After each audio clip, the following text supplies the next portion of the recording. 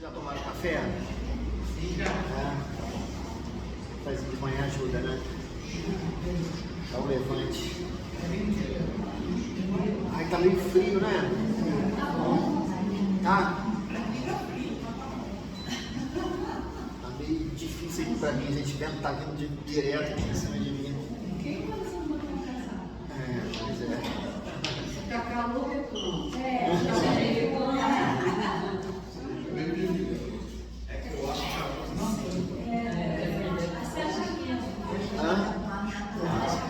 Não, fechado. Vamos orar, né? Senhor, muito obrigado por essa manhã. Te agradecemos porque o Senhor tem nos dado a oportunidade de conhecer um pouco mais da Tua Palavra, das nossas doutrinas. Oramos para que o Senhor possa nos dirigir nessa manhã e que Teu Espírito Santo possa nos ensinar. Nós oramos assim, em nome de Jesus. Amém. Muito bem, queridos. Continuamos no nosso estudo da nossa confissão de fé de Westminster. A nossa ideia é a gente passar todos os temas, né? Estamos no capítulo 1, que é o capítulo da Sagrada Escritura, e hoje nós vamos estudar o ponto número 4, né? Então vamos aqui começar com algumas questões que são importantes. Alguém tem alguma experiência com relação à leitura da palavra? Alguma coisa que tenha sido excepcional na sua vida? Algo que aconteceu em algum determinado momento e isso a palavra de Deus ela foi decisiva para você, algo específico, né? Alguém tem algum testemunho? Pode, um de cada vez. Então, eu tive uma ocasião que eu estava procurando um emprego e, quer dizer, eu não estava procurando muito não, né? Mas eu estava desempregada e minha mãe queria que eu trabalhasse e tal. Aí eu estava naquele Sua mãe estava procurando por você? Estava querendo por mim. E aí eu fui orar, me ajoelhei, orei e tal, depois abri a palavra de Deus e tinha um texto bíblico exatamente falando sobre emprego e tal, não sei o que, sobre trabalho. Mas eu não sei qual é o versículo, eu acabei me perdendo na vida, né, muitos anos, né, apesar de eu ser muito jovem, né, já tenho isso. Eu não sei qual é o texto bíblico, mas aquilo me trouxe muito conforto, sabe? E logo depois eu consegui um emprego. Então foi uma coisa que me trouxe conforto, mas eu perdi o texto todo. Legal. Alguém mais?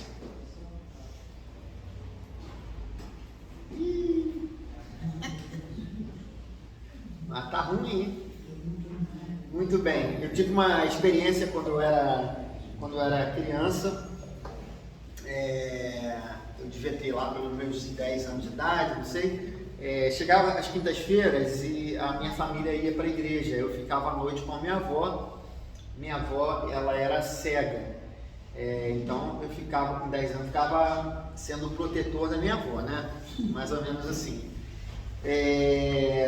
E teve uma noite que, assim, Marabá era muito ermo, né? Era muito deserto. Agora não, mas na época era muito, muito deserto mesmo. E aí tinha a nossa casa e depois só muitos metros depois tinha uma outra casa e tal.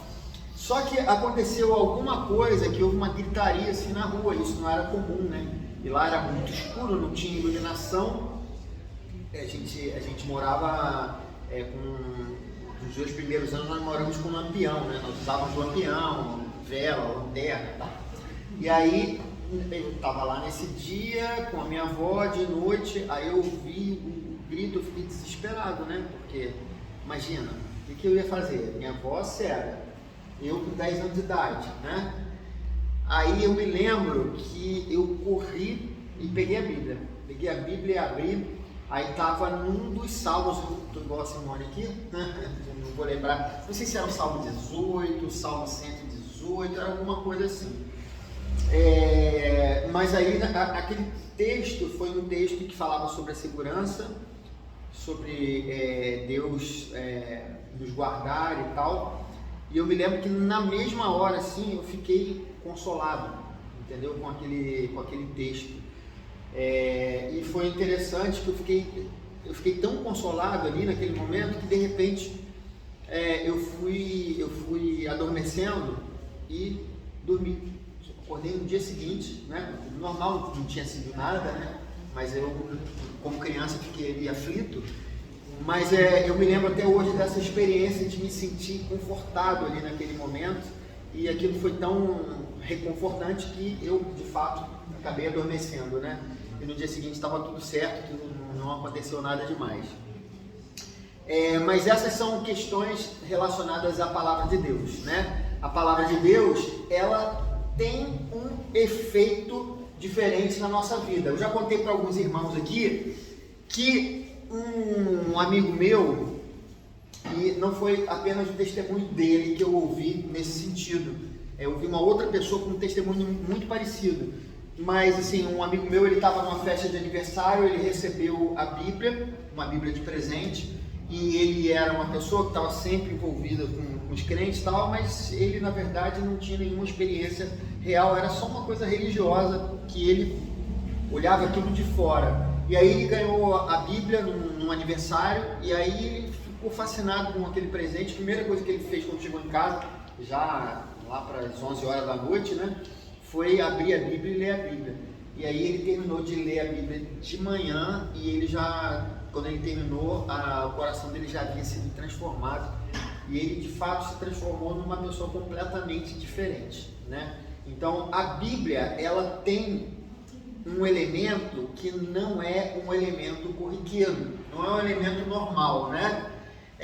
Livros são bons, livros são importantes, livros, a gente poderia dizer, transformam vidas, mas nada atua com o mesmo, nenhum livro atua com o mesmo poder das escrituras sagradas, porque a transformação que existe na Bíblia é algo muito diferente, não é uma transformação de rota, não é uma mudança de pensamento, né? É uma mudança na nossa essência, e isso é fundamental. Por que isso acontece dessa maneira?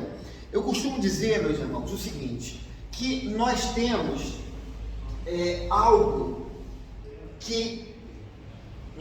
algo na nossa fé que é de fato sobrenatural, e isso se chama a Bíblia, a palavra de Deus.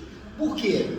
Porque nós não acreditamos em rituais que sejam mágicos, coisas que possam atuar, que possam operar por si mesma, né? Imagine o seguinte, imagine que para a nossa salvação fosse necessário você fazer alguma coisa especial, você fazia uma determinada tarefa. Então, nós poderíamos dizer que essa tarefa, ela teria um poder sobrenatural, ela teria uma espécie, eu vou usar um termo aqui, ela teria uma espécie de uma mágica nela, né? Então, digamos assim, para você se converter ou para você ser salvo, você precisa passar pelo batismo, né? Nós não afirmamos isso. O batismo é importante para nós? Sim, né? Mas o batismo, ele salva as pessoas? Não salva. Se nós disséssemos que o batismo salvava as pessoas, o que nós estaríamos dizendo, queridos? Quem fosse batizado seria salvo. Sim. E que o ritual, ele teria o quê? Mais importância do que para nós. Exatamente. Ele teria um poder que fizesse com que a gente fosse salvo, né? Ele teria um poder místico, ele precisaria ser feito para que causasse um efeito transformador. E aqui eu vou colocar uma diferença do nosso pensamento para o pensamento da Igreja Católica. A Igreja Católica, ela tem uma visão de que os sacramentos, eles são necessários para a nossa salvação. E por isso, por exemplo, as crianças são batizadas na Igreja Católica, porque eles conferem ao batismo um poder sobrenatural. Nós batizamos nossas crianças, isso eu vou explicar depois, mas não tem nada a ver com um ritual que seja feito para compor a salvação que há em Jesus Cristo. Entenderam? Isso é uma questão que é importante. Então, o que existe para nós não são rituais. A Igreja Católica, ritual. Outras religiões, o ritual. Você dá passe e tal, tudo isso. Para nós, não. Não que nós neguemos as coisas espirituais. A gente não nega que existem poderes espirituais que estão para além da nossa compreensão e domínio. Mas nada dessas coisas, nenhuma dessas coisas, elas são fundamentais para o nosso conhecimento e para a nossa salvação. Entenderam? Para nós, para a nossa fé, o que existe de sobrenatural é a palavra de Deus. Não o livro em si, não as páginas do livro.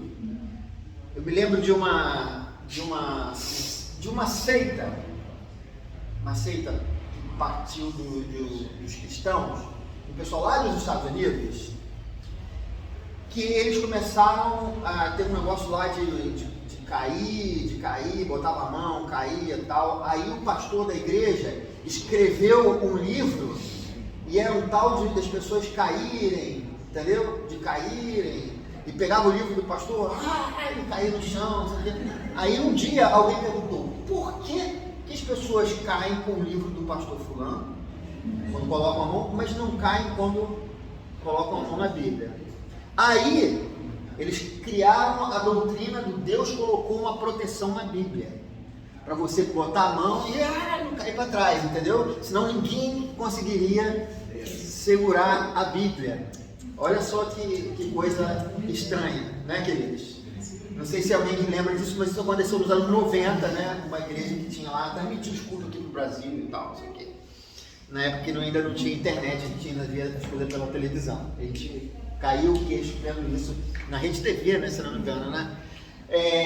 Então, o que acontece? O livro, ele é um livro normal, mas o que é diferente é a mensagem.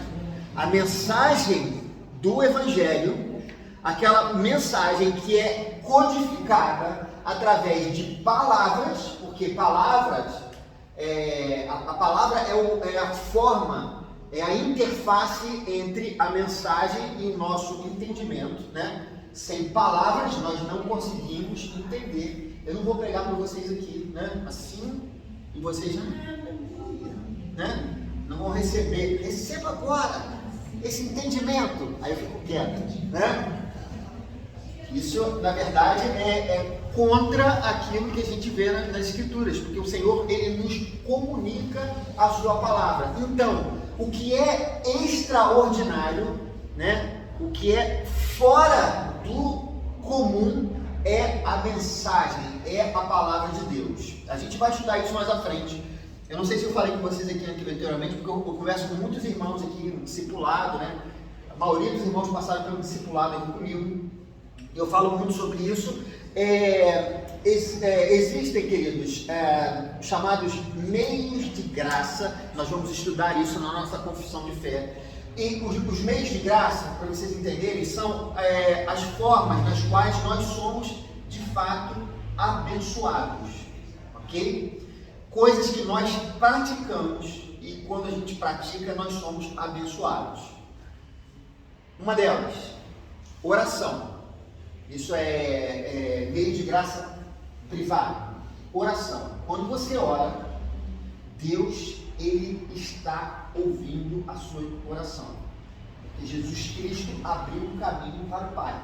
Então você não está fazendo uma reza, não está falando alguma coisa sem sentido, né? Você não está movendo o mundo espiritual através de um ritual. Novamente, não que eu não acredite nisso, ou não que isso não exista. Existe, mas não tem nada a ver com a nossa fé.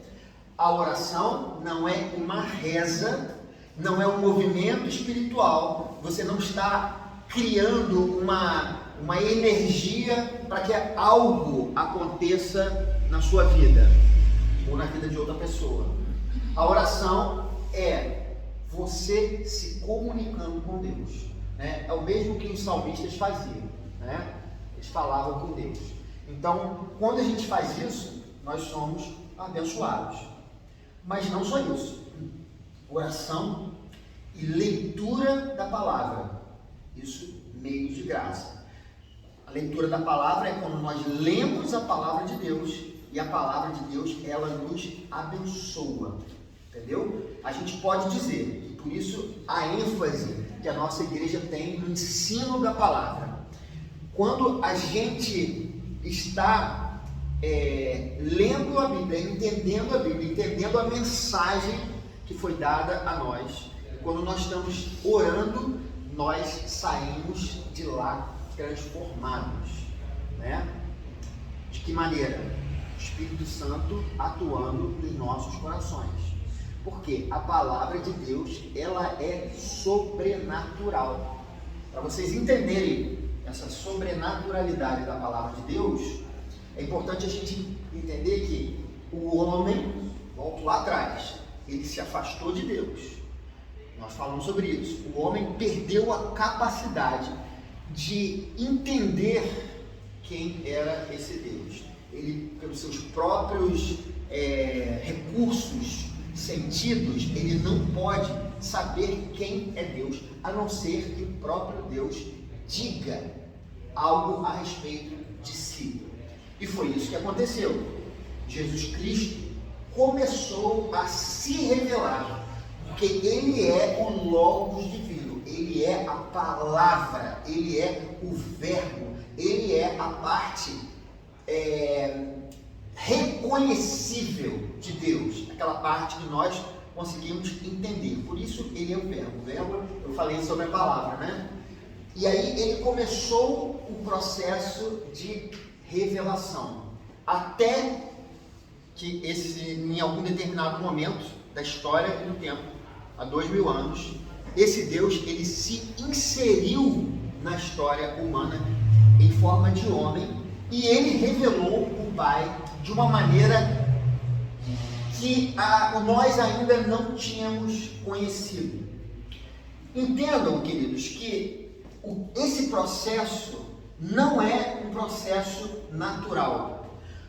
A revelação não é simplesmente alguma coisa que os homens entenderam a respeito de Deus. Não foi um insight que qualquer pessoa ou um grupo de pessoas teve a respeito de Deus, mas foi o próprio Deus se inserindo na história humana para poder dizer quem Ele era, né?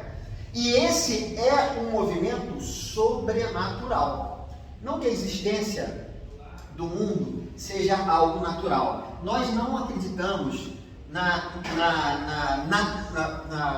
criação como algo natural. Porque se existe criação, alguém teve que criar. E isso não houve uma geração espontânea do universo, mas nós cremos na intervenção de Deus. Então, todas as coisas que aconteceram dentro da criação do universo foram coisas movidas extraordinariamente por Deus.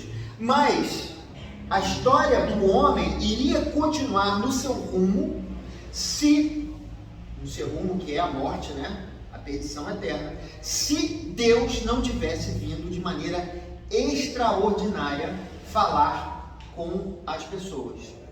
Quando a palavra de Deus, ela é revelada a nós, nós temos a ação dinâmica e sobrenatural do Espírito Santo. Pessoas pegam na Bíblia e não caem para trás, impactadas com o poder que aquele livro tem, né? Não é porque tem uma proteção, né? Um negócio lá envolvendo a Bíblia. É porque a Bíblia, aos olhos humanos, ela de fato, ela aparenta ser um livro como qualquer outro. O que há de especial nessa palavra ou nessa mensagem é a ação do Espírito Santo, e faz com que essa palavra que foi pregada, foi trazida pelos profetas, depois amplamente, né, de maneira completa em Jesus Cristo, e nos foi ensinada pelos apóstolos, essa palavra ela seja dinâmica para nós e seja transformadora na nossa vida, porque é a palavra do próprio Deus. Entenderam? Quando a gente fala que a Bíblia é a palavra de Deus, nós damos esse sentido a esse conhecimento, ou essa realidade, esse ponto tão importante na nossa doutrina. A Bíblia é definitivamente a palavra de Deus, e não é uma palavra estática, porque se fosse uma palavra estática, ela não nos transformaria, ou o máximo que ela faria seria nos transformar da mesma maneira que livros podem transformar, essa transformação entre aspas, né? Que tem um limite. A transformação das Escrituras é uma transformação profunda da nossa natureza. O Evangelho, ele é a palavra de Deus, ele foi registrado nas Escrituras Sagradas. Tudo tem a ver com Jesus Cristo, de Gênesis a Apocalipse. E por conta disso, por conta dessa dinâmica da palavra de Deus, nós somos transformados na nossa essência. Por isso, a Bíblia fala sobre nascer de novo. Porque a transformação não é apenas uma transformação da maneira como você pensa, mas é uma transformação da sua essência. Inexplicavelmente, você se transforma, você sendo a mesma pessoa, se transforma numa pessoa que, apesar de ser a mesma, tem a sua essência mudada. Nascer de novo é como se todos os seus valores eles fossem completamente mudados, né? E aí isso é claro quando a gente fala sobre, no momento do processo da conversão, que antes do pecado, quem passou às vezes algumas conversões, elas são muito impactantes, né? Então quem passa por ela assim, tem uma visão clara de uma transformação, conforme aquilo que o apóstolo Paulo fala, aquela crise que ele tem em Romanos 7 e 8 ali, quando ele fala sobre o bem que ele quer, que ele não faz, e o mal que ele não quer, isso ele faz, né? Então, essa questão, antes da conversão, nós vamos em direção ao pecado e para a gente está tudo bem. Depois da nossa conversão, a gente continua com essa inclinação, mas a nossa mente, que foi transformada, nossa mente, que é a mente de Cristo, nós que nascemos de novo, não temos mais o prazer pelo pecado. Alguma coisa nos impede de ter aquele acesso sem nenhum tipo de limites ao pecado, né? Você vive nesse conflito, é claro, isso não é para sempre. Quando o Senhor ele voltar, restaurar todas as coisas, novos céus, nova terra, como eu diria, esse fardo do pecado, ele vai sair das nossas vidas. A gente se acostumou com ele, né? Mas você pode ficar tranquilo, esse fardo ele vai embora, né? Esse conflito que você tem entre o certo e o errado, entre querer agradar ao Senhor, mas ainda sentir essa inclinação para o mal. Muitas vezes as pessoas vivem 30, 40 anos no Evangelho elas se acostumam com esse conflito, mas na verdade, queridos, esse conflito é um fardo. A palavra de Deus, ela é a responsável por nos mostrar, nos informar de uma maneira profunda e sobrenatural a questão do pecado. Porque não é um pastor falando que vai convencer qualquer pessoa. Não é um livro explicando isso que vai fazer com que a pessoa seja transformada. Existem muitos teólogos que conhecem a Bíblia profundamente, mas eles não conhecem profundamente esse relacionamento com Deus. Eles não se relacionam com Deus porque eles estão tão somente nas letras. Eles estão na parte rasa do conhecimento das Escrituras. Esse conhecimento, ele é de fato sobrenatural, porque é Deus agindo através da sua palavra. Até aí alguma dúvida? Tranquilo? Consegui explicar? Vamos ao ponto 4 aí da nossa confissão.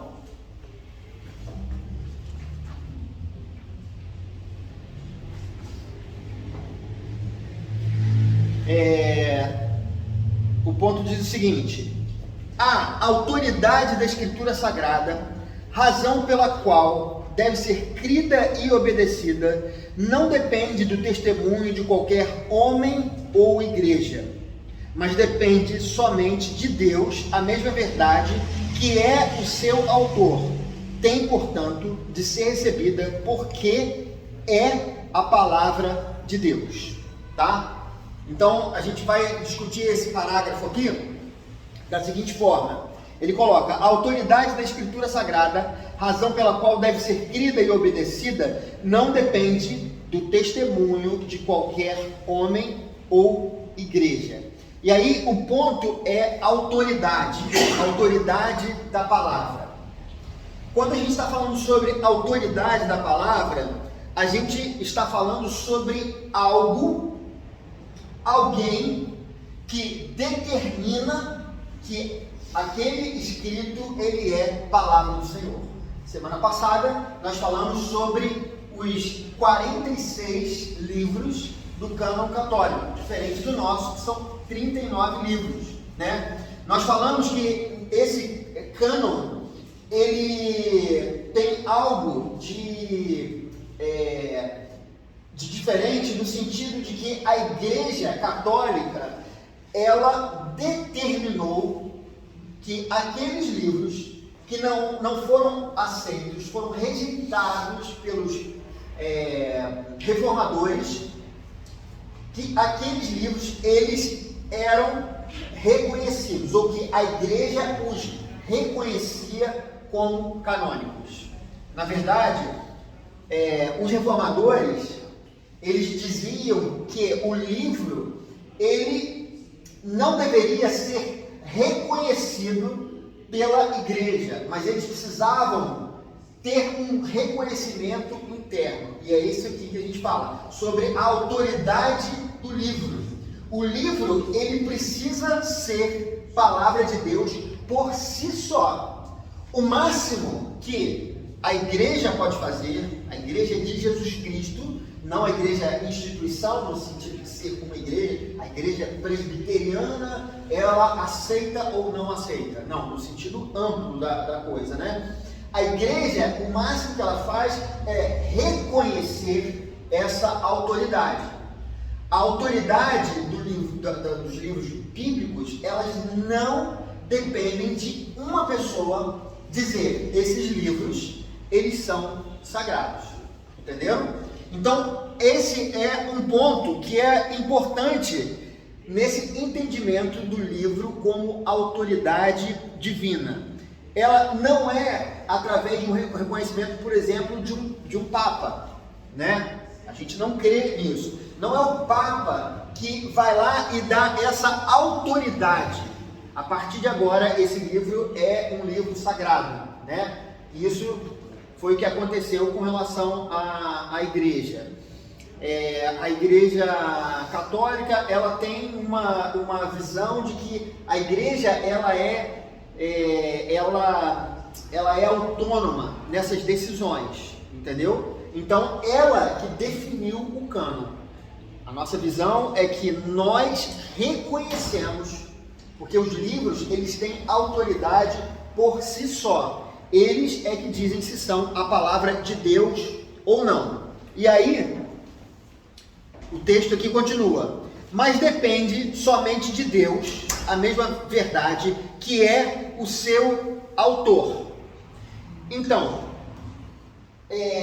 a Bíblia, nós falamos sobre a dupla autoria das Escrituras, que nós temos as pessoas que foram inspiradas por Deus. Vocês lembram que nós falamos sobre inspiração? Elas foram inspiradas por Deus a escrever os livros da Bíblia. Mas essa inspiração, ela não é como essa inspiração que nós, às vezes, temos para as questões da arte, né?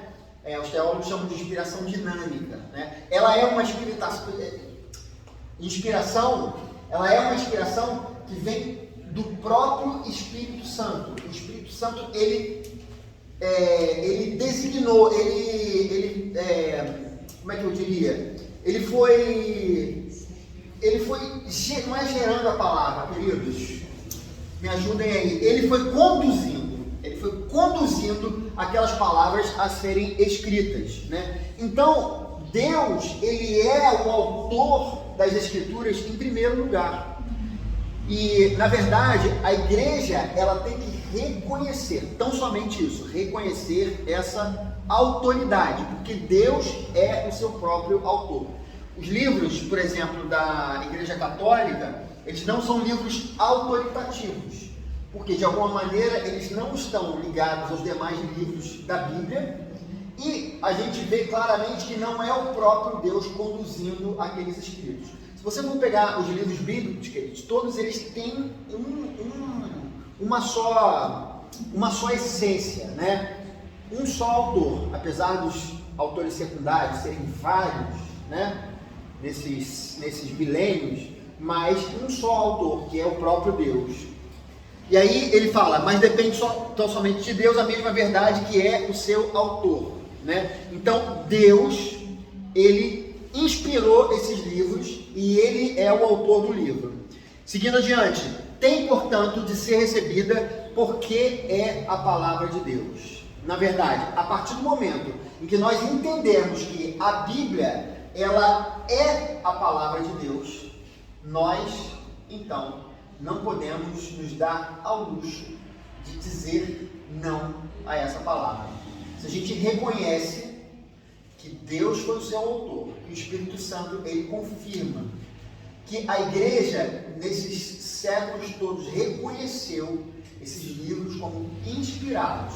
Então, a gente não pode se dar ao luxo de simplesmente não receber esses livros como palavra de Deus. A Bíblia é a palavra de Deus. Quando você lê o seguinte texto: o Senhor é o meu pastor, nada me faltará, né? Salmo 23. Quando nós fazemos a leitura desse texto, nós temos que ter o entendimento que é o próprio Deus nos falando a respeito desse livro, entendeu? Então nós recebemos, nós aceitamos aquela palavra como palavra de Deus, né? Ainda que nós tenhamos várias coisas que sejam ditas ali, que não sejam diretamente a palavra de Deus, você tem às vezes frases, textos de pessoas que às vezes estavam afrontando a Deus e tal. A própria tentação de Satanás, a gente tem a palavra ali, palavras de Satanás na Bíblia, mas como revelação em geral, a Bíblia ela é a palavra de Deus, né? Então não é uma palavra isolada, é aquilo que o Senhor está querendo nos ensinar. E a partir dessa compreensão daquilo que nos é ensinado, nós precisamos receber como palavra de Deus. Se a Bíblia nos diz que nós estamos mortos em nossos delitos e pecados. Nós precisamos entender o que é isso. Nós precisamos aceitar isso como palavra de Deus. Porque tem sido muito comum nos últimos tempos. As pessoas, elas pensam em determinados textos bíblicos. Quando o texto promete uma bênção, essa palavra de Deus, essa palavra para mim. Mas se por acaso o texto fala de alguma coisa, de uma transformação, de uma necessidade de transformação, eu já não aceito. Eu finjo que não ouvi. Ou finjo que não entendi. Ou simplesmente não procuro entender aquela palavra. Mas sendo palavra de Deus, sendo autoridade divina, nos cabe receber essa palavra. Então, se há alguma coisa ali na Bíblia, por exemplo, que nos incomoda, nós precisamos buscar o entendimento.